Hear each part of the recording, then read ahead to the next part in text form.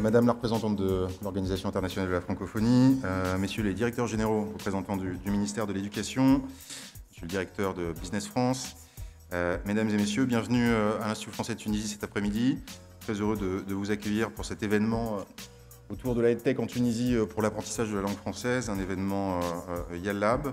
Cet événement est important pour nous parce qu'il croise différentes priorités du service de coopération de l'ambassade de France et de l'Institut français de Tunisie, la priorité accordée à l'éducation, aux actions de coopération qu'on peut mener dans ce domaine, la priorité donnée aussi à l'enseignement de la langue française, et une autre priorité particulièrement importante qui nous rassemble aussi cet après-midi, celle accordée à l'innovation au numérique, et ce qu'on appelle aujourd'hui la tech, et en particulier la EdTech.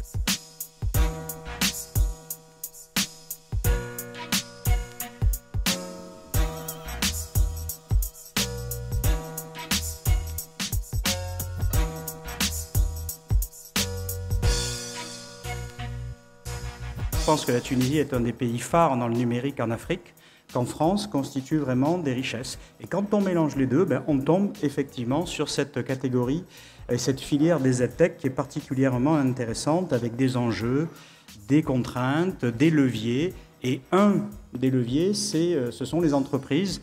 Et Business France, nous, notre métier, en fait, c'est de connecter les entreprises françaises avec des entreprises étrangères, de faire naître des projets, de créer de la valeur. Et on a la chance d'avoir donc une filière très structurée en France avec beaucoup d'entreprises. Ce sont plus de la moitié des entreprises ont été créées il y a moins de 5 ans.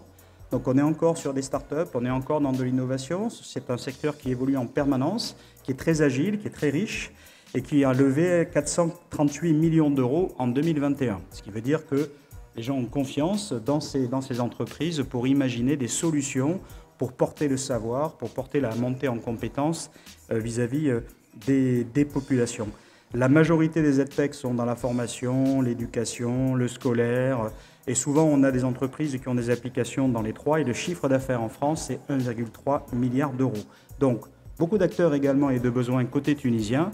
Donc, j'espère que cette soirée, sous la houlette et le pilotage de Chloé, que je remercie encore, sera intéressante pour tout le monde et permettra de faire naître des projets.